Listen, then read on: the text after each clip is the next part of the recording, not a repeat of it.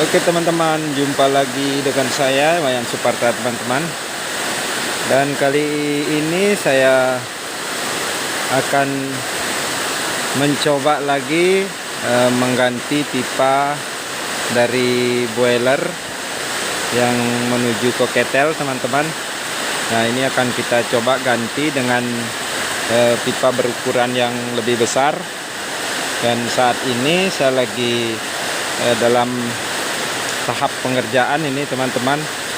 Dan ini lubang yang sudah kita buat. Ini lubang karena ini dulunya memakai pipa yang berukuran 1,5 teman-teman, 1,5 inci. Nah, ini tuh pipanya teman-teman. Nah, ini pipanya yang sudah kita putusin, yang sudah kita putuskan. Ini pipanya, dan kita akan mengganti dengan pipa yang ini. Ini pipanya berukuran 2,5 inci teman-teman, dan ini sudah kita potong. Di dalam ini sudah kita potong di bawah ketel. Nah, ini pipanya yang sudah kita potong teman-teman ya. Ini pipanya sudah kita potong panjang ke sana itu teman-teman ya. Ini. Nah, ini dari tabung kita sudah memasang pipa yang berukuran 2, inci ini, 2,5 inci, dan ini keran sudah kita pasang, namun belum kuat, belum permanen. Nah, ini kita ganti kerannya dari ukuran 1,1/2 sama dengan 1,1/4 teman-teman. Nah, yang ini 1,1/4 dan ini 2,1/2 sama dengan 2,5 teman-teman ya.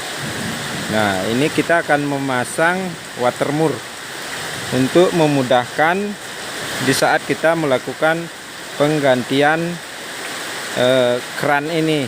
Bila diperlukan untuk mengganti keran, kita sudah memasang di sini watermur, satu buah watermur yang berukuran sama dengan ukuran 2,5 inci.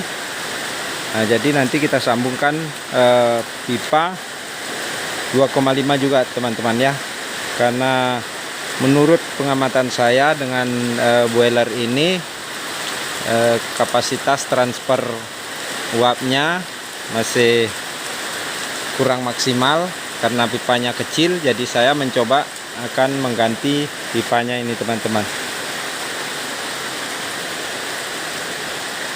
Dan kita akan coba mengganti pipanya, namun sementara sekarang saya lagi membuat elbownya dan kita merakit seperti ini. Ini kita rakit elbownya karena kendala saya di sini susah untuk mendapatkan elbow yang berukuran 2,5 teman-teman. Dan elbow yang besar begini susah banget kita cari. Nah, ini kita buat sendiri potongan-potongannya. Jadi nah, ini kita buat hanya 3 sesi dengan potongan miring. Nah, kita sementara ini lagi dalam proses pengerjaan teman-teman ya.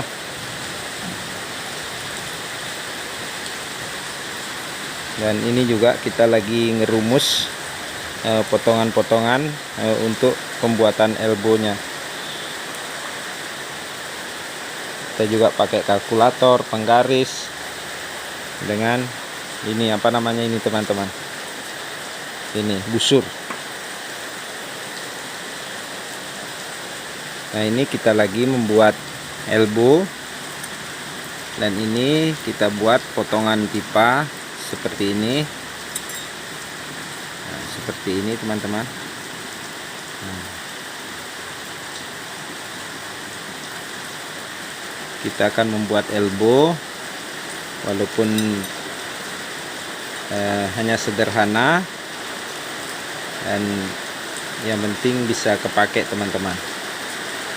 Walaupun tidak bagus-bagus banget, kita buat saja sendiri, karena elbownya susah kita cari, mau beli tidak ada yang jual teman-teman. Jadi kita buat saja sendiri dengan potongan-potongan pipa ini. Nah, jadi nanti pasangannya begini.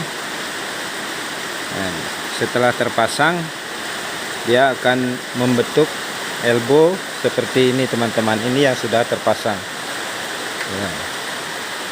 Kita buat tikungan seperti ini teman-teman.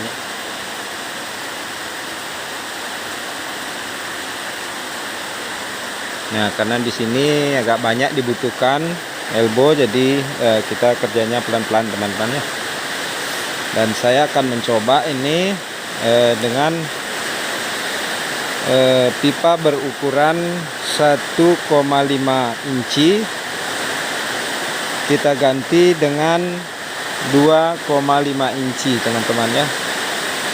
Karena proses pemasakan nanti bisa kita bedakan kalau memang ada pengaruhnya dari besar kecilnya pipa yang kita pakai untuk pipa transfer. Nanti kita lihat pembuktian di saat percobaan, nanti di saat sudah selesai pengerjaan ini baru akan kita coba untuk pengetesan penyulingan daun nilam. Jadi karena di sini saya sudah sering melakukan penyulingan dengan kapasitas full tangki ini 350 sampai 400 kg, dan itu menghabiskan waktu dari mulai keluar minyak, keluar air beserta minyak ya teman-teman ya. Mulai dari keluar air sampai minyaknya habis itu memakan waktu 10 sampai 12 jam. Namun karena kali ini kita akan mengganti pipa transfer dari boiler menuju ke ketel, karena ini pipa kondensornya sudah kita ganti sejak dulu menggunakan pipa yang 2 inci dari stainless. Kalau kita lihat lubangnya 2 inci dengan 1,5 besi biasa, itu hampir mirip teman-teman. Jadi kita pasang nanti dari boiler ke tangki nilam itu yang berukuran 2,5.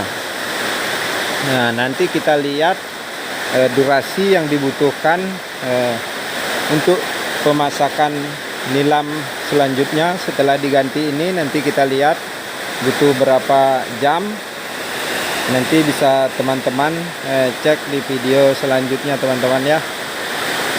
Dan oke, baik dulu teman-teman, untuk video kali ini mungkin cukup dulu. Jangan lupa subscribe-nya. Mungkin nanti kita lanjut lagi. Jangan lupa dukungannya teman-teman. Semoga video ini bisa bermanfaat buat teman-teman sahabat petani dimanapun berada. Salam sukses selalu. Salam sejahtera selalu teman-teman. Oke, selamat bekerja.